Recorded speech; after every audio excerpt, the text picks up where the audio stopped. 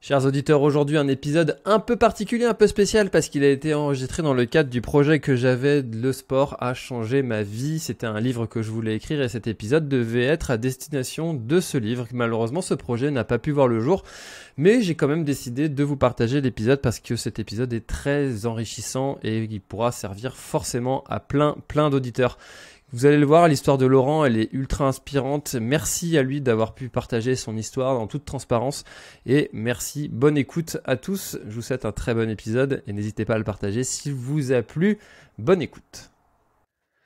Allez, nouvel enregistrement aujourd'hui avec Laurent dans cette série Le sport m'a sauvé la vie. Comment vas-tu, Laurent ? Ça va très bien et toi? Bah écoute, moi je vais bien, tu vois, on enregistre fin janvier là. Comme je dis, le mois de janvier c'est un mois que j'aime pas trop, tu vois. T'as passé des fêtes, c'est une nouvelle année. Ça c'est un truc qui est plutôt positif, mais j'aime pas trop ce temps là où il fait froid. Toi tu l'as encore plus ce froid là, comme t'es en Haute-Savoie il me semble. Et Oui, hum, ah non, moi je suis en Bretagne, mais j'aime pas trop. Je préfère quand il fait bon, qu'il fait doux, tu vois, qu'on peut aller courir en sans. fait, ça dépend, ça dépend de quel côté tu te places. Si tu te places sur le côté entraînement course à pied, c'est vrai qu'on est un peu comme tous, il fait un peu plus frais, on va dire. Mais après, il faut se placer que ben c'est l'hiver et puis que ben on peut aller faire un peu de ski de rando et puis se balader dans la montagne, quoi. Donc, tu vois, il y Ouais, a... je crois que ça a mis du temps en plus à venir la saison là pour vous cette année. ouais, ça a été très très long et puis bah là c'est parti, c'est parti. Il y a un peu de neige, il y a ce qu'il faut pour s'amuser, quoi. Hmm. Bon bah c'est chouette. C'est chouette parce que c'est vrai que le ski ça c'est quand même un truc qui est sympa. Faut pas se mentir, même si ça coûte cher, de plus en plus cher d'ailleurs, je crois. Bah, ça dépend. Si tu veux, si tu prends le prix des forfaits, ouais, ça coûte très cher. Mais après, le ski de randonnée, ça coûte pas forcément très cher. Ouais, c'est donc la différence pour je sais pas, peut-être qu'il y en a qui connaissent pas du tout le ski. Le ski de rando en fait, c'est que tu montes avec des pots que tu mets sous tes skis et tu peux monter à la force de tes jambes et de tes bras et le ski plutôt classique, c'est que tu montes avec des moyens mécaniques et puis tu descends et puis tu remontes et tu redescends et tu remontes et c'est ça Ouais. qui coûte cher. Puis c'est C'est pas vrai. très écologique, donc c'est pas bon pour la planète. En plus, ouais, ça c'est un vrai sujet, un vrai débat avec aussi le sujet de la neige artificielle aussi. Ah ouais, c'en est un gros, c'est un gros. Mais après, c'est toujours compliqué d'allier, faire attention à la planète et puis voilà, ouais. C'est toujours un peu compliqué. C'est vrai que c'est pas simple ça, hein, ce sujet d'allier l'économie d'un territoire, d'une zone et en même temps d'être respecté tous les enjeux climatiques qui nous attendent. C'est un vrai sujet quoi. Tu vois, il y avait c'était pour le biathlon, je crois qu'il y a eu un petit débat où ils Ouais, ont créé une il y piste. a, il y a un vrai débat là-dessus. Bon, ben après, la Clusa, enfin le Grand Bornand, Euh, ils ont mis de la neige de côté cet hiver avec les histoires de snow farming là où tu enterres la neige sous de la sciure et ils les ont ramenés avec des camions. Donc bah, ouais, les camions ça pollue, mais quand je prends l'exemple de la descente suisse qu'il y a eu il y a 15 jours en arrière, eux ils y ont fait la même chose mais avec des hélicoptères, quoi. Donc tu te dis bon bah l'un ou l'autre, qu'est-ce qui est bon? Non, je pense qu'il y a une grande réflexion à avoir au niveau de tout ça et je pense que la Fédération internationale de ski devrait plus se poser des la question de dire est-ce que ce lieu-là est approprié pour avoir de la neige à cette époque-là? Est-ce qu'il y aurait peut-être pas des autres stations qui sont plus haut et on est sûr d'avoir de la neige et on n'est pas obligé de faire tourner des canons et d'apporter de la neige de gauche et droite, quoi. Mais ça, c'est un autre cheval de bataille. Et après, le ski est un tel gros business que je pense que c'est compliqué de changer les choses à l'heure actuelle. Et puis c'est un petit peu comme pour les étapes du Tour de France avec ces villes qui payent pour accueillir le Tour de France. Si t'es pas la ville qui accueille l'événement, bah forcément la retombée économique pour toi, elle est quand même moindre. Et j'imagine que ces communes qui accueillent ces jeux, ces compétitions de ski, elles doivent mettre un petit billet aussi pour que ça se passe chez eux. Enfin, j'en sais rien. Je suis pas dans les petits papiers, mais Ouais, je j'imagine. pense qu'il y a enfin, après, ça, on peut en parler de politique ou quoi que ce soit, on n'est pas là pour ça. Mais il y a un tel engouement autour du ski et de la valeur que ça prend en fait autour. En fait, c'est un business qui est énorme. Pour exemple, j'étais en week-end à Courmayeur ce week-end. Courmayeur qui est assez connu,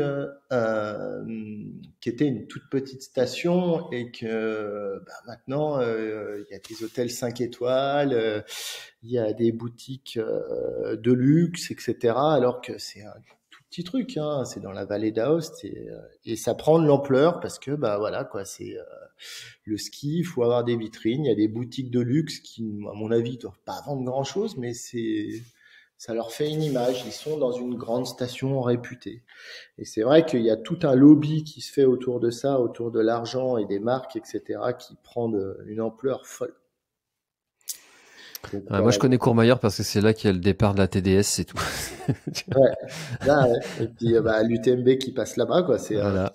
un peu la pierre tournante, on va dire, Ouais, c'est ça. sur l'UTMB, quoi. Si je dis pas de Exactement. bêtises, ils sont au 100e kilomètre à Courmayeur, non? Ouais, c'est ça. Ouais. Souvent, il y en a qui arrêtent à cet endroit-là. C'est même un peu moins, je crois. Ouais, 80, je crois. 80. Je crois que c'est 80. Ouais, je crois que c'est là où Jim a commencé à couler une bielle au dernier. Ce bon vieux Jim. Bon, tu vois, Laurent, hein, c'est un peu la tradition sur le podcast L'Instant Outdoor. J'aime bien toujours commencer par des trucs qui ont pas toujours à voir avec le sujet initial et c'est un peu l'esprit. Est-ce que tu pourrais te présenter avant de continuer sur cette conversation qui serait passionnante, mais comme tu Ouais. l'as dit, c'est pas ce qui nous a motivés à enregistrer un épisode ensemble aujourd'hui. Alors moi, c'est Laurent, j'ai 44 ans, je suis papa de 3 enfants, dont un qui vient de naître qui a 5 mois et demi. J'habite à Maxilly-sur-Léman, qui se situe légèrement au-dessus d'Évian. Voilà. Voilà pour la petite présentation personnelle. Je suis éducateur sportif maintenant. J'ai un passé de 24 ans dans l'hôtellerie. Et voilà. Eh ben, écoute, ça me encore une fois, hein, à chaque fois qu'il y a des présentations comme ça, j'ai envie de poser 1000 questions, mais il va bien falloir en choisir une. Est-ce que tu peux, s'il te plaît, nous raconter un petit peu comment a été ton enfance? T'as grandi où, dans quel cadre? C'était quoi tes passions, tes loisirs, tes hobbies? Dis-nous un peu tout ça. Alors, moi, à la base, je suis né à Bourg-en-Bresse, dans l'Ain. J'ai vécu à Bourg de 78 à 89. Après, j'habitais, on va dire, quasiment, parce que je passais tous mes week-ends et mes vacances à Chamonix, parce que ma grand-mère était originaire de Chamonix, donc je passais quasi mon plus clair de temps là-bas.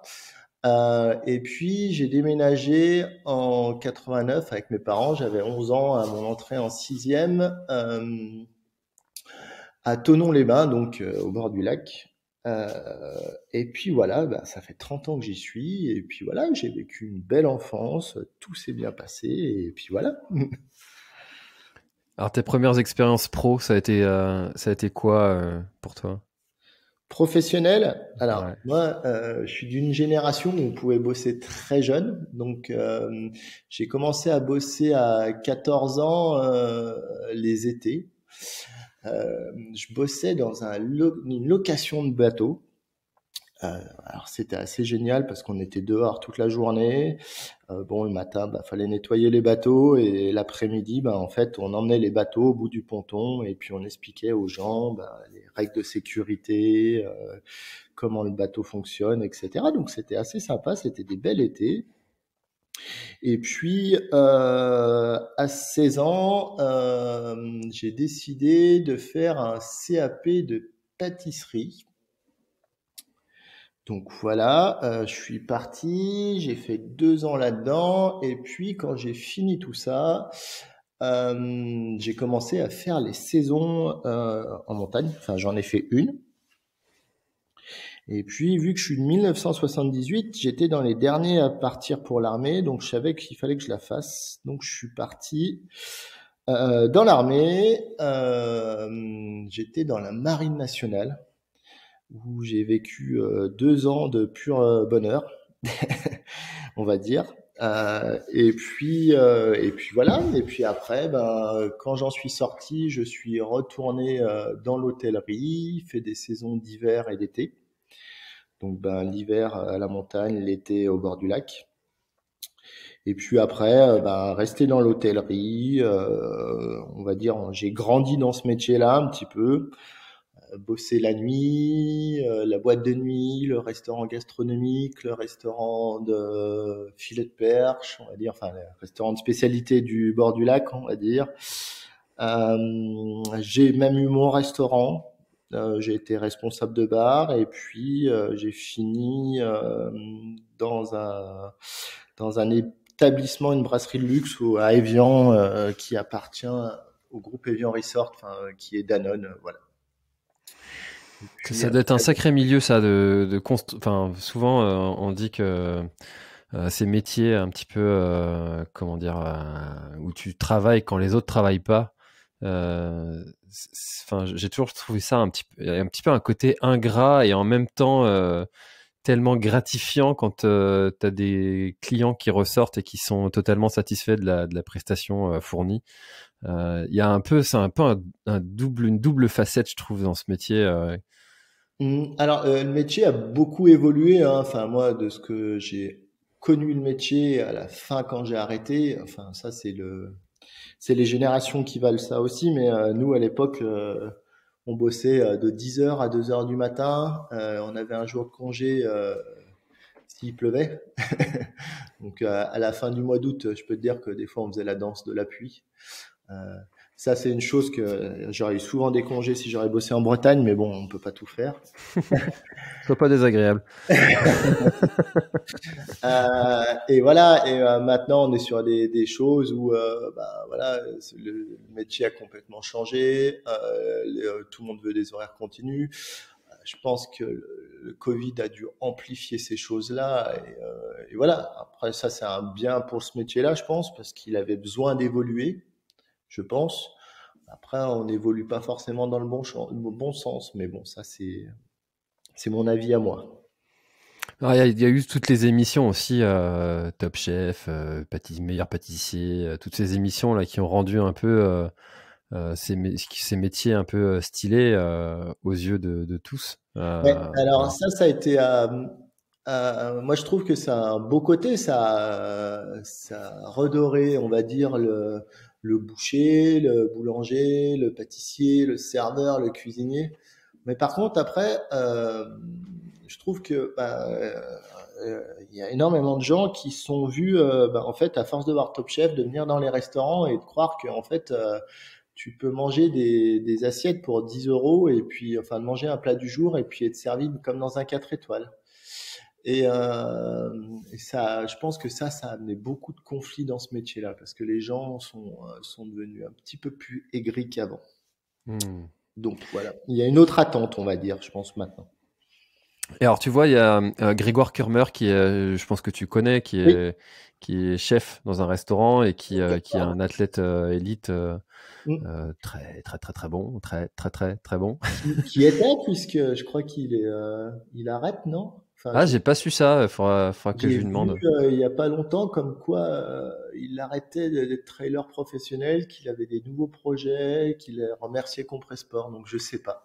Ah bon, pourtant j'ai reçu la liste de la team élite Compressport il y a pas très longtemps et il était dedans. Alors je sais pas, faudrait à confirmer, à creuser cette Je sais histoire. pas, il l'a annoncé sur Instagram ou je sais plus, sur D'accord. Facebook, donc à voir. Bon, Bah bref. écoute, attends, je suis en train, tu vois, c'est ça qui est bien d'avoir un petit écran devant moi aussi, c'est que je suis en train de ressortir la liste de la team tech que j'ai reçue et effectivement, Grégoire n'y est pas dedans, tu vois, j'avais cru le voir dedans, mais effectivement, ok. Tu vois, le 30 décembre 2022, D'accord. Bon, ben il écoute. annonce comme quoi la page se tourne, 5 belles années, voilà. Ok, bah merci pour l'info. Tu vois, ça m'avait échappé. Et pourtant, ça, c'est le genre de truc, tu vois, que je me tiens souvent à jour de ces petites infos. Ouais, Donc, puis c'est trop quelqu'un bien. qui était enfin bon, c'est des gens de la montagne qui sont très simples, qui se prennent pas la tête. Et pour avoir revu son petit film qu'il a fait pour la traversée Chamonix-Briançon, que j'ai revu jeudi au, au cinéma, le trail fait son cinéma que Barognan a organisé, c'est quand même un super athlète comme bonhomme, quoi. Hmm. Ah, bien sûr, ouais, c'est sûr que. Ouais, puis palmarès de fou, et puis comme tu dis, une simplicité incroyable. Et du coup, il arrivait à allier justement l'entraînement sportif avec un gros niveau et quand même en étant dans un métier de la restauration. Toi, tu étais plutôt de quelle équipe de sportif? T'es plutôt sportif aguerri ou Alors en pas fait, tant que ça? on a tous des vices. Alors pour chance, oui, c'est le sport. Après, l'hôtellerie, il y a un gros vice qui s'appelle l'alcool. Et moi, j'étais plus dans ce vice-là, quoi. Et Mhm. alors, avant de reprendre un peu après ma sortie de route, on va dire, que je reprenne le sport plus intensivement, j'ai un petit passé de 30 ans dans le rugby. J'ai commencé tout petit et j'ai arrêté, je dois avoir 34 ans, quelque chose comme ça. Voilà. Donc Tes parents étaient eux-mêmes dans ce sport-là ou pas du tout.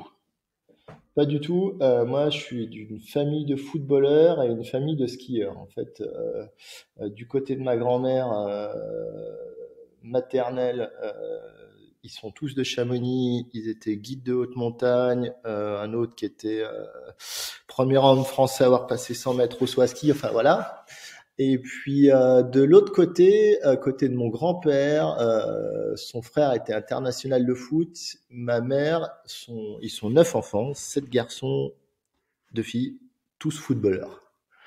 Et moi, j'ai commencé au foot et le foot, ben, c'était pas fait pour moi, quoi. Je courais beaucoup, mais j'étais pas fait pour ce sport. Et puis, ben, un jour, je suis rentré sur un terrain et puis j'en suis jamais ressorti, on va dire.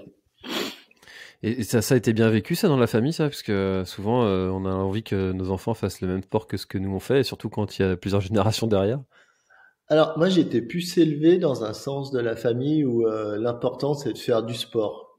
Après, peu importe le sport et peu importe, voilà, du moment que tu t'éclates dans ce que tu fais, c'était le plus important, quoi. Donc Ce qui voilà, est plutôt sain quoi. voilà, c'était plus ça, on va dire. Et du coup, bah voilà quoi. Enfin, on va dire que on parlait du vice de tout ça. Le rugby a été une phase importante de ma vie, hein, puisque j'y ai passé 30 ans.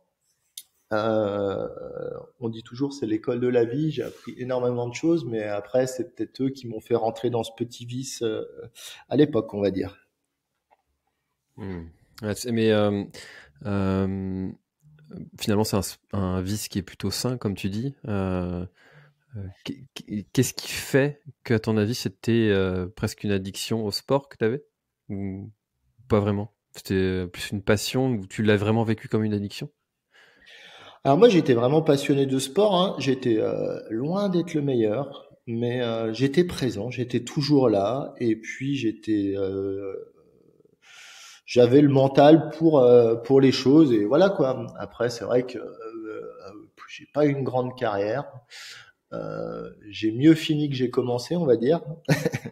Mais oui, non, j'étais adepte. Puis on va dire, on peut dire la même chose du trail, mais c'est une façon de vivre le rugby, quoi. Enfin, euh, mon épouse dit toujours, c'est hallucinant, quoi. Tu croises des copains que ça fait 4 ans que t'as pas vu, vous faites la bise, vous parlez comme si c'était hier, et c'est la vérité. Il y a des choses qui sont gravées dans le marbre et que voilà, quoi. On, on s'appelle pas forcément, mais on est des bons potes. Donc voilà.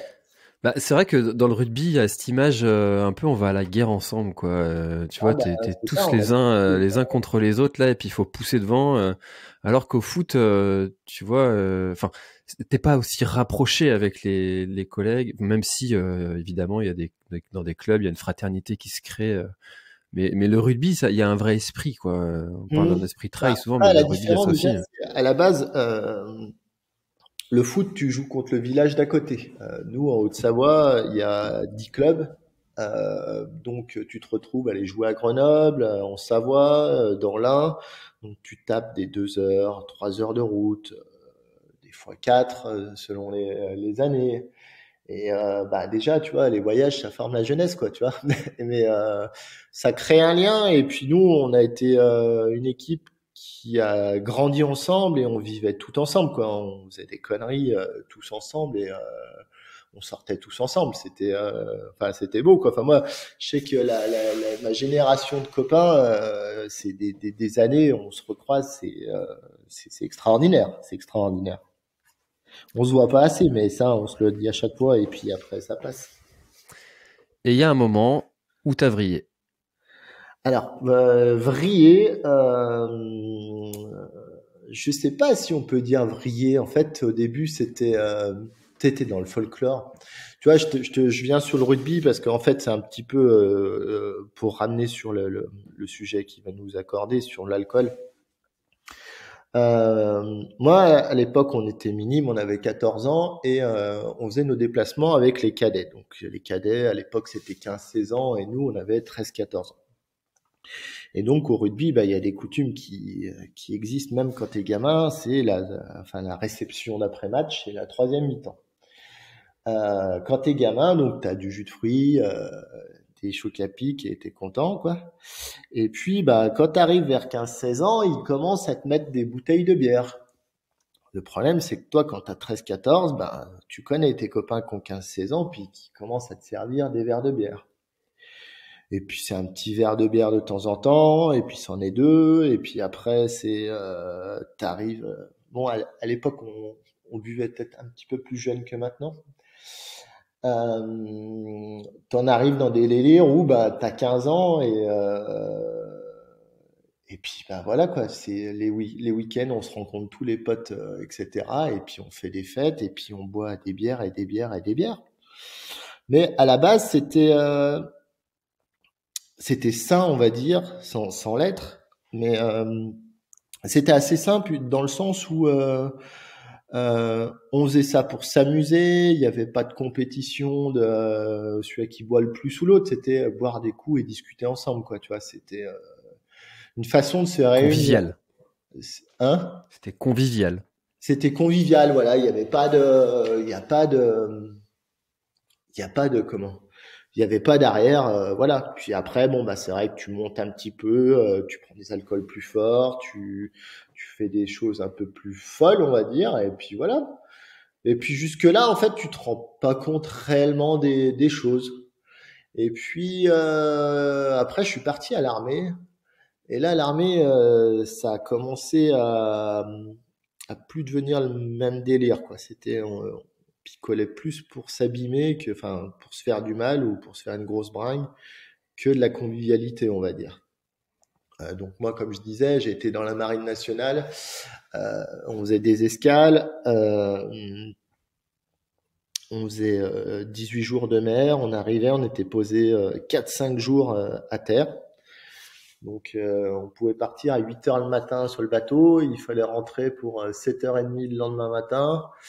Et tu pouvais repartir à 8 heures, quoi. Donc, tu vois, ça faisait des amplitudes horaires qui étaient assez énormes, on va dire. Alors, ce qui était complètement fou, c'est que quand on arrive, on te donnait des sous pour profiter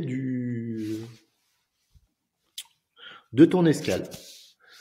Et ben en fait, on te donne des sous, mais par rapport au franc. Donc moi, je me rappelle ma première escale où on a fait escale à Corfou, pas la plus pourrie, hein. Et à l'époque, on m'avait donné 400 francs, quoi. Et 400 francs en monnaie grecque, il y a dans les années 97, je peux te dire que ça fait beaucoup, beaucoup, beaucoup de choses. beaucoup trop. Et donc, on avait fait 4 jours, mais 4 jours de biture, en fait, où tu rentres à 7h30, tu vas dormir, et puis à midi, tu repars, et puis tu recommences, et puis voilà, et puis tu es dans cet engrenage-là, et tu t'en rends pas compte, en fait. Et puis, petit à petit, tu pars dans un délire où, en fait, tu attends chaque escale, ou dès que tu es à la maison, pour aller boire des coups, et en fait, c'est de punir. Ouais, enfin, avec le temps, on pourrait dire punir, quoi. Donc voilà, donc c'est vrai que l'armée ne m'a pas aidé dans tout ça. Hmm. Ouais, il y a un petit peu un côté. Là, pour le coup, ça rentre un petit peu dans le boire pour oublier ou pour aider à faire passer, quoi. Ouais, tu sais pas pourquoi tu bois, mais tu le fais, hein. Et puis voilà. Et puis après, tu rentres. Alors moi, après, tu rentres dans un autre cap où bon bah j'étais serveur pour l'amiral commandant la force d'action navale Méditerranée, tu vois. Et mon chef était de 15 kilomètres de chez moi. Et en fait, je connaissais son frère, etc. Donc, tu vois, tu te retrouves à Toulon à l'armée, tu retrouves un copain qui est le frère d'un copain qui est un machin. Et le problème, c'est que, en fait, même sur le bateau, même si on n'avait pas le droit, on allait chercher des bouteilles dans la cave de l'amiral qui panaient absolument rien à ce qui se passait. Et en fait, tous les soirs, on allait dans un coin, dans un bateau, et on buvait un coup tranquillement. Et puis voilà quoi. Et puis c'est devenu une habitude en fait, de tout le temps boire en fait. Et après, en fait, t'en rigoles et puis t'en as qui te disent ouais, quand tu bois de l'alcool tous les jours, t'es pas forcément alcoolique. Puis tu le dis ouais, c'est pas moi qui le bois le plus, tu sais, un peu comme ils ont fait la publicité pour l'alcool il y a quelques années en arrière. Et en fait, tu te rends compte que tu bois tous les jours, mais que il y a rien qui se passe et puis tu continues quoi. Tu continues. Et jusqu'où t'as été? Enfin, je veux dire, ça a été quoi le moment le plus hard, le plus trash, le plus où tu t'es dit vraiment là, je suis descendu au plus profond? Mais en fait, tu sais, t'as toujours en fait, quand t'as pris de l'alcool, le jour même, t'es champion du monde.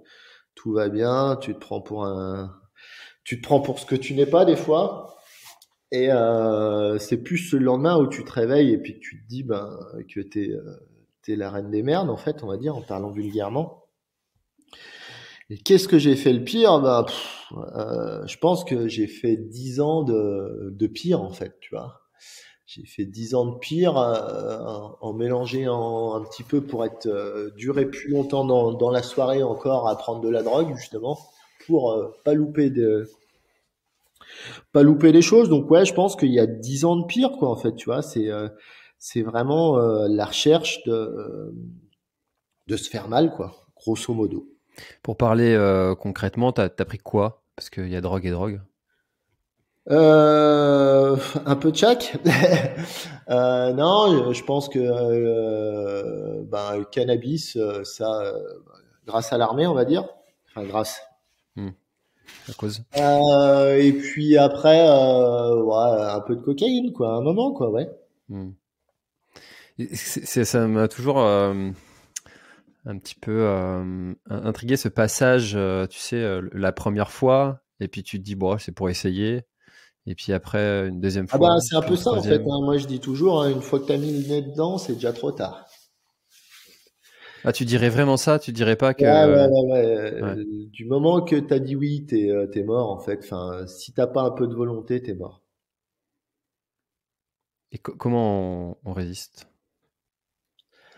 Comment on résiste? Parce qu'il faut se mettre dans le cadre de ton expérience Alors où tu es après voilà, entouré que pour de... continuer, après voilà, serveur en boîte de nuit, serveur en machin.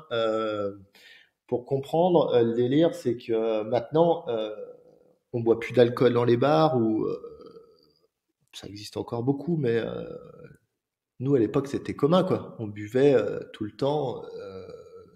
Pendant le service, moi je me rappelle d'une saison d'été. Ben on mangeait sur la table, il y avait une bouteille de rosé, une bouteille de rouge. On sortait de table, ça commençait, il y avait le service. Vers 21h30, le service s'arrêtait, on passait en brasserie, et puis ben là, on partait, on avait notre verre de bière sur la table, sur le bar. À chaque fois qu'on revenait, on buvait des gorgées, des gorgées. Et puis, et puis voilà quoi. Puis t'arrives, c'est 2 heures du matin. Puis à 2 heures du matin, tu dis, ben, tu sais, c'est ce que tu disais, ton décalage du temps. Ben, tu te retrouves le mec qui sort de l'usine, on va dire, à 5 heures, et ben, il va boire un coup à 5 heures. Ben, nous, 5 heures, c'est 2 heures du matin qu'on sortait. Donc, ben, tu te retrouvais dans une boîte de nuit. Puis la boîte de nuit, ben, t'en sors, c'est 5 heures du matin. Et puis voilà. Puis tous les jours, c'est comme ça. Et puis c'est la fête. Et puis c'est sympa. Et puis t'arrives à la fin de l'été, t'as perdu ben, toute la thune que t'as gagnée, déjà. Et puis, t'as perdu du poids, beaucoup, parce que tu dors pas beaucoup et tu picoles beaucoup. Et puis, ben, en fait, c'est un petit peu cette période-là, quand t'es saisonnier, octobre-novembre, tu vois, en général, voilà, bon, t'as les plus organisés qui partent en vacances. Mais pour on va dire, les alcooliques comme moi, bah, toi, tu restais dans ton village avec pas trop de thunes. Et puis, ben, en fait, c'est octobre-novembre, tu sais, c'est les mois pas très drôles dans la région où tu as beaucoup d'humidité, donc tu es dans le brouillard. Donc, ben, tu tournes ça en rond et puis voilà. Et puis, ben, ça t'empêche pas qu'au mois de décembre, quand la saison elle rattaque en montagne, ben, tout le monde y est beau, tout le monde y est joli, et puis c'est reparti. Puis c'est un cercle vicieux, quoi. C'est un cercle vicieux. Et à quel moment est-ce que tu t'es dit, bon là, ça suffit Qu'est-ce qui a fait que... est-ce qu'il y a un moment où tu dirais que tu as touché le fond? Est-ce que c'est quelqu'un qui t'a sorti de là? Comment ça s'est passé? Alors, pour expliquer, moi, j'ai 2 enfants d'une d'une ex avant et ça fait 7 ans que je suis avec ma femme et donc j'ai eu mon troisième enfant. Et donc mon ex était serveuse aussi, donc dans le même système que moi.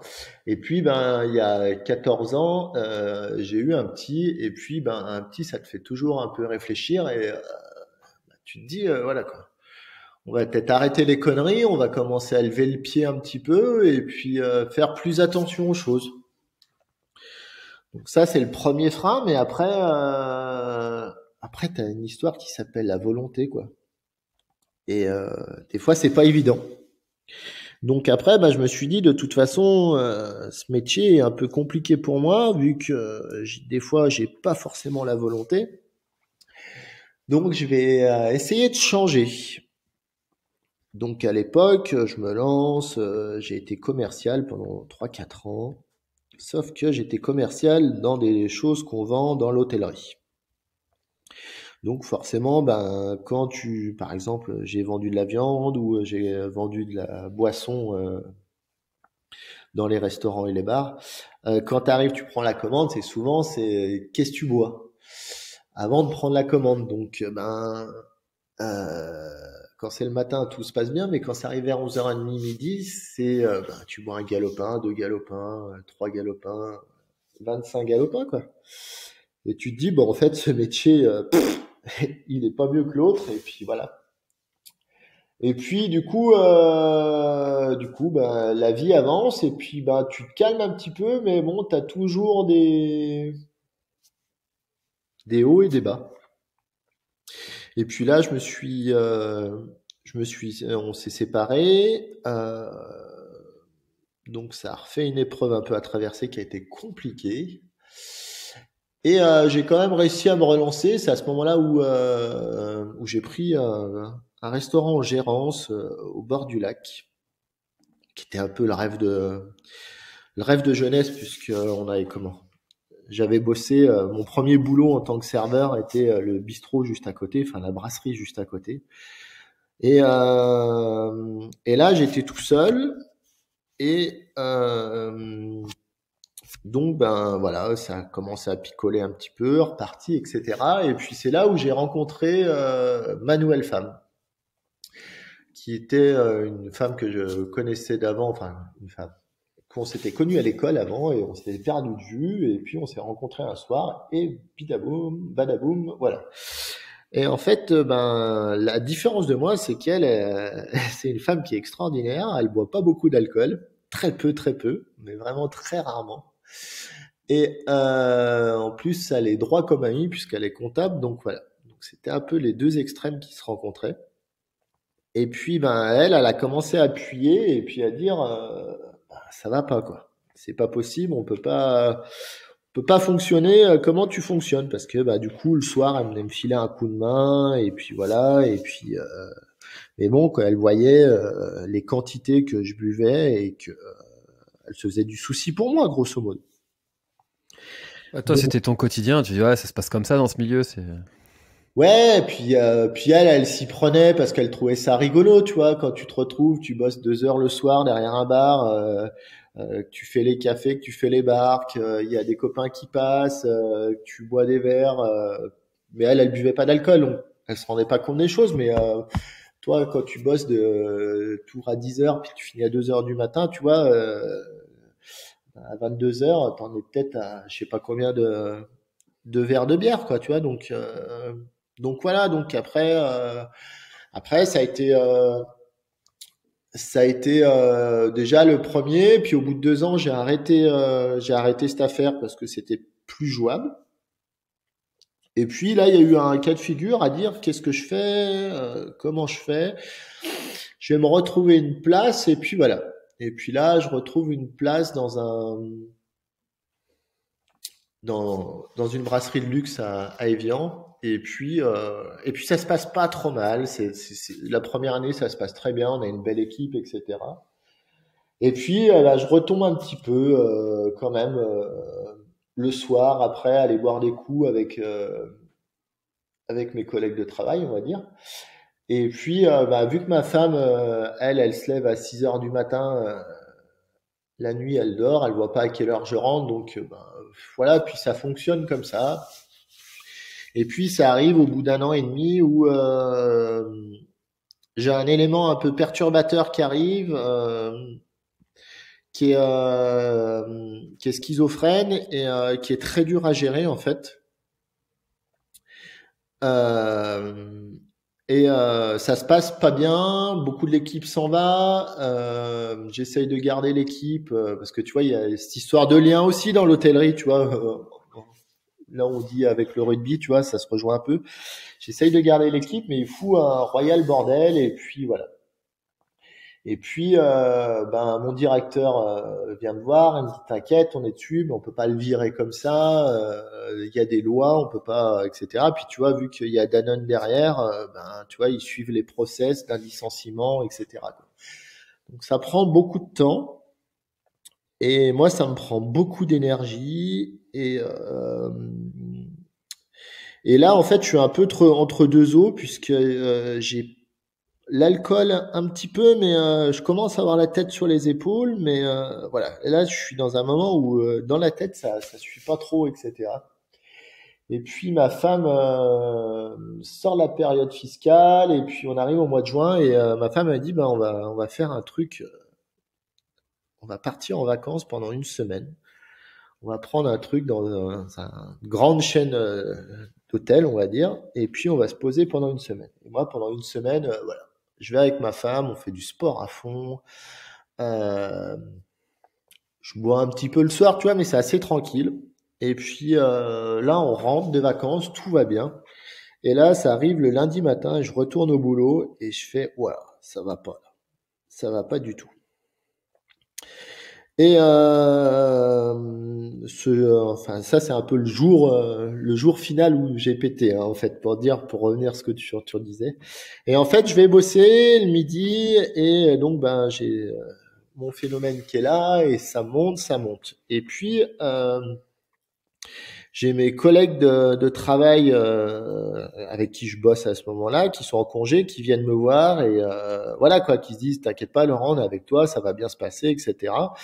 Donc ils mangent et tout, et puis après on va boire des coups l'après-midi dans les bars, mais tranquillement, tu vois. Et le soir, je reviens bosser et là, j'explose carrément parce que je peux plus voir ce garçon qui met une mauvaise ambiance et qui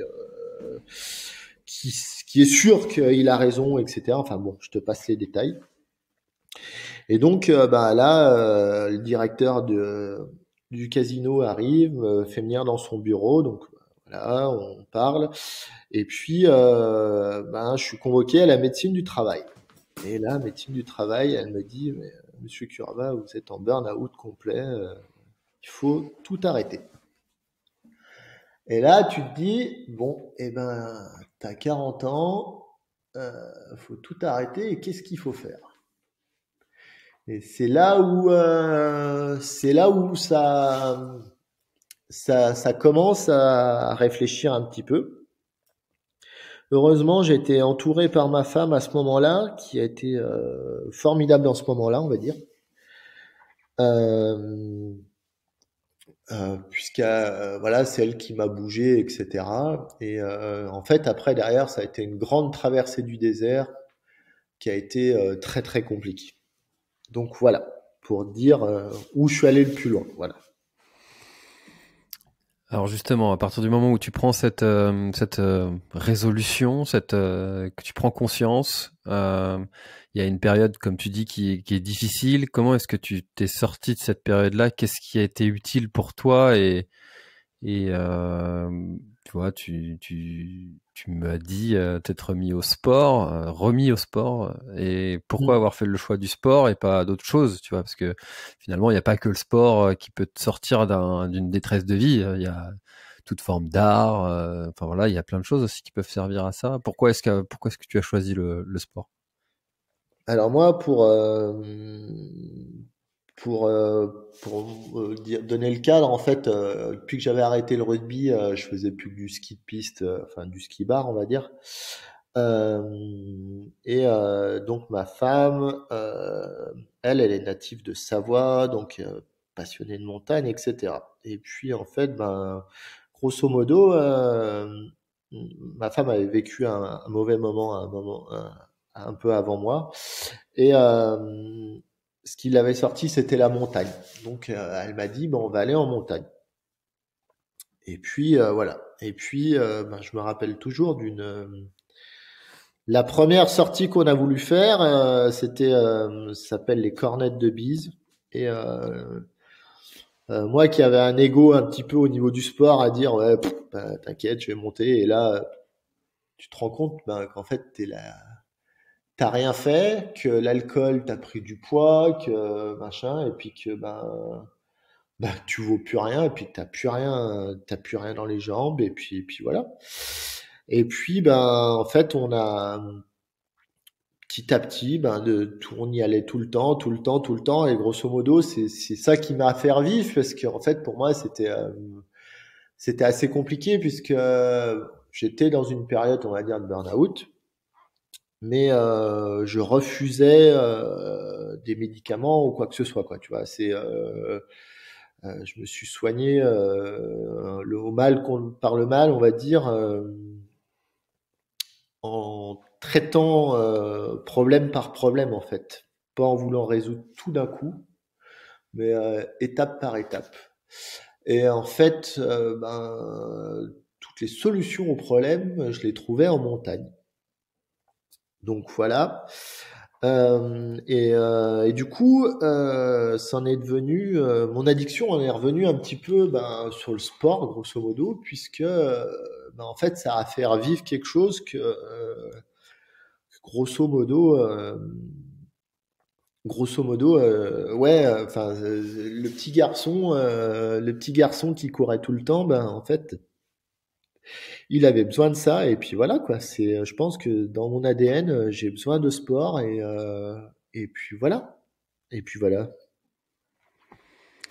Et donc ça, c'est quelque chose qui t'apporte quoi concrètement? Parce que pour les gens qui n'en font pas de sport, ça peut paraître être juste une contrainte en fait d'aller faire du sport. Mais toi, qu'est-ce que tu dirais que ça t'apporte? Alors, qu'est-ce que ça m'apporte? Ça m'apporte beaucoup de bien, puisque la preuve, j'en ai fait mon métier actuellement. Non, pour expliquer les choses, moi, j'ai voulu en faire mon boulot parce que ben voilà quoi, c'est quelque chose je pense qu'il faut savoir donner aux petits et qu'on a besoin de tout ça. Et en fait, ça a été un grand cheminement par rapport au boulot de trouver cette porte de sortie. Et moi, le sport, qu'est-ce que ça m'apporte?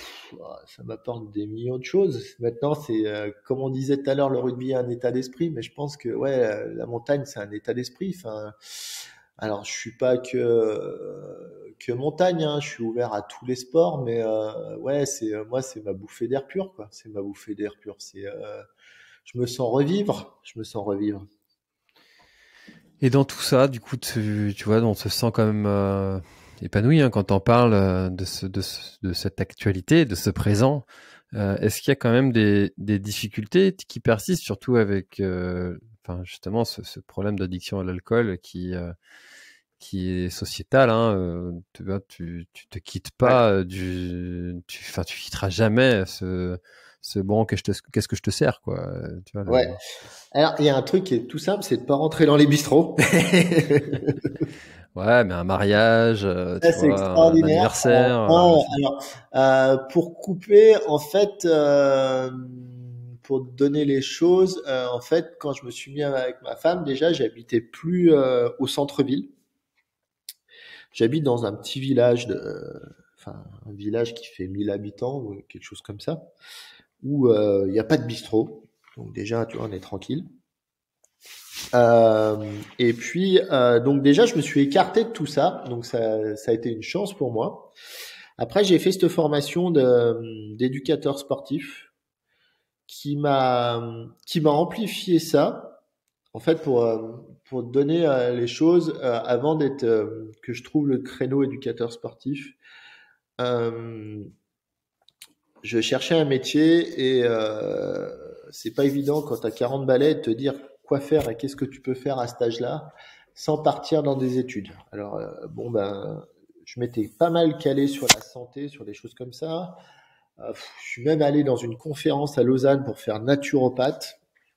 Mais bon, quand ils nous ont dit que ça coûtait extrêmement cher et que la première année c'était comme une année de médecine et puis après derrière tu avais 3 ans, j'ai dit oula, je vais peut-être me repartir dans 4 ans. Et en fait, quand je suis repassé dans le sport. Moi, il y avait le côté sport, mais il y avait le côté santé aussi qui m'apportait énormément. Et du coup, cette formation m'a beaucoup apporté. Et du coup, tu vois les choses différemment en fait. Mon, mon comment? Ma vision des choses a carrément changé quoi, en fait, tu vois. Euh, Déjà par rapport, bah, tu vois, je passe beaucoup de temps en montagne. Euh, Aller au centre-ville, j'y vois plus beaucoup d'intérêt. J'ai mon mode de fonctionnement et de consommation qui a totalement changé, quoi, en fait. Donc du coup, ça évite beaucoup de choses. Et puis après, vu que, tu vois, j'ai fait une formation à un BPGEPS et c'était que des jeunes de 20 ans. Et c'est là où tu te dis, bon, bah, quand tu les vois manger ce qu'ils mangent et comme ils picolent, tu leur dis, fais gaffe parce qu'il y a un moment, tu vas payer tout ça. C'est bien profiter de la vie, mais faut faire attention, quoi. Faut faire attention. Donc, ouais, c'est un vrai message à avoir et du coup, alors, je te dis pas que j'ai pas le diable encore, hein, ça m'arrive encore, comme tout être humain, quand je croise des potes et qu'on boit des coups, bah, ça m'arrive encore, hein, mais c'est très rare. Et puis après, je me suis mis un peu des règles de plus boire la semaine du tout, des choses comme ça, quoi, tu vois. Et après, c'est cette hygiène de vie. Et puis après, par rapport au trail aussi, où tu vois, tu peux pas te faire chier à t'entraîner, je sais pas combien d'heures par semaine et vouloir des résultats et puis continuer à picoler et puis à mal manger quoi. Je pense que ça va tout ensemble et c'est tout dans le même panier quoi. Donc c'est pour ça bah voilà quoi, je me fixe des objectifs là-dessus et je me dis que le jeu en vaut la chandelle puisque ça paye voilà, puisque ça paye. Ouais, C'est sûr qu'une fois que tu as pris un virage et que tu as vu les bénéfices que tu as par rapport aux contraintes de ce que tu avais avant, ça incite à continuer. Mais je crois que ce moment, en fait, cette bascule, elle est hyper dure à faire et les premiers instants sont très durs, hein, en fait. Mais une fois que tu as pris ce nouveau chemin, ça donne envie de persévérer et de continuer. Et la rechute peut être difficile. Enfin, on en voit hein, le nombre de personnes à l'addiction à l'alcool. Enfin, moi, j'en vois beaucoup, en fait, enfin, avec mon activité de pompier volontaire, de personnes qui ont fait des cures et des cures et des cures et qui tiennent 2, 3, 4, 5 mois et qui replongent. Euh, Enfin voilà, je pense que est-ce qu'on t'a déjà dit que tu avais en toi un terrain addictif et que si c'était pas à l'alcool, ce serait peut-être à autre chose et que finalement t'as remplacé cette addiction par une autre? Ouais, alors après, je balance pas de l'eau, je balance pas sur mon père. Après, moi, j'étais dans une fille où j'avais mon père qui s'occupait beaucoup d'associations sportives, mais qui picolait beaucoup. Alors après, je sais pas si j'ai répété le schéma familial, hein, on va dire, mais c'était ouais, enfin cette addiction, elle est peut-être venue aussi de voir mon idole, on va dire, boire des quantités et pas être bourré, et machin, etc. Quoi, tu vois. Et c'est vrai que t'as une marge, t'as une marge qui est infime, quoi, tu vois. Mais ouais, le cap à passer, franchement, je pense que oui, je pense que moi j'ai remplacé ce côté de l'alcool par le sport. Moi, le sport, c'est devenu vraiment maladif, on va dire. Hein. Enfin, bon, moi, je suis devenu, sans rentrer dans les détails de la montagne, mais ouais, le trail prend beaucoup de pas dans ma vie, hein, même ma femme, etc. Euh, et du coup, ouais, je fais très attention à ce que je mange maintenant. Enfin, même si je fais des écarts, hein, mais je fais attention à ce que je mange. Je fais la boisson. J'ai quand même mon petit gendarme à la maison qui me dit attention, Laurent, t'as quand même un petit peu picolé. Fais attention à ce que tu fais. Tu picoles un peu trop en même temps. Donc tu vois, ça te remet toujours un peu les pieds sur terre. Donc voilà, je pense que il y a je pense que le problème de l'alcool, ça remplace des choses. Et comme tu le dis, il y a un côté addictif, mais à mon avis, ça remplace peut-être, euh, comment dire, quelqu'un qui t'appuie à côté, tu vois. Je pense que tu prends une personne qui est célibataire et une personne qui est avec quelqu'un où tout se passe bien, ben, je pense qu'il picole déjà vachement moins, quoi. Et ça, après, enfin, j'ai envie de te dire, c'est dans les schémas, quoi. Hein. Moi, j'ai un copain qui est célibataire, qui a 50 plus que moi, et il dit, bah, en fait, après, c'est toujours pareil. Vous trouvez une femme, et puis moi, je reste célibataire. Moi, je vais toujours au bistrot, mais vous n'êtes plus dans les bistrots. Donc, c'est vrai que c'est le schéma un petit peu, tu vois. Quand tu trouves quelqu'un, en général, tu te poses, quoi, tu vois. Hmm. À la rencontre, encore une fois, ce côté social aussi que ben, l'être humain est un être social, hein, et puis on a tous besoin de cette relation à l'autre, alors que ce soit avec sa femme, des amis, de la famille, quelqu'un en fait, juste de ne pas être seul et ouais, ça, s'entourer, et ne pas hésiter à justement se rapprocher de personnes qui peuvent nous aider, nous être chères aussi dans ces moments qui peuvent être parfois difficiles parce qu'au fond de soi, on sait qu'on est en train de faire quelque chose qui n'est pas bon pour soi et qui n'est pas correct, mais qu'on sait pas trop comment s'en sortir, quoi. Ouais, parce que ouais, c'est toujours dur de s'en sortir, de dire et puis si tu n'apportes pas de changement dans ce que tu fais, euh, je ne pense pas pense pas que tu sors.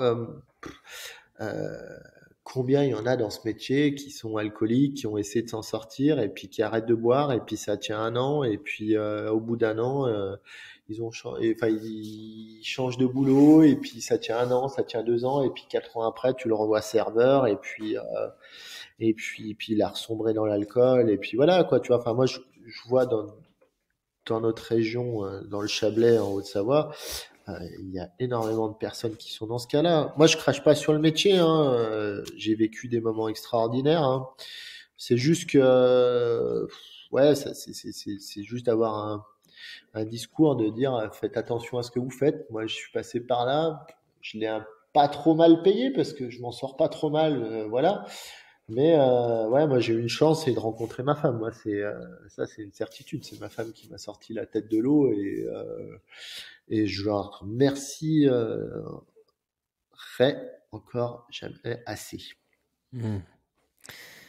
Eh ben écoute, en tout cas, c'est un beau témoignage d'espoir, hein, pour ceux qui y sont encore, et puis peut-être que ça parlera aussi à d'autres personnes qui n'ont pas cette addiction à l'alcool, mais qui en ont une autre, parce que finalement, une addiction reste une addiction, et que les schémas sont assez similaires en fait, autant pour tomber dedans que pour s'en séparer. Euh, Quel serait, toi, ton principal conseil applicable immédiatement à quelqu'un qui en serait victime et qui pourrait appliquer là tout de suite? C'est compliqué à dire. C'est compliqué à dire. Non, mais euh, ouais, le conseil est toujours un peu. Chaque personne est différent et après ça dépend de ton équilibre et de la volonté que tu as, hein. Moi, je sais que tu vois, je suis balance, ascendant balance, donc forcément, mon plus bel ennemi, c'est moi-même.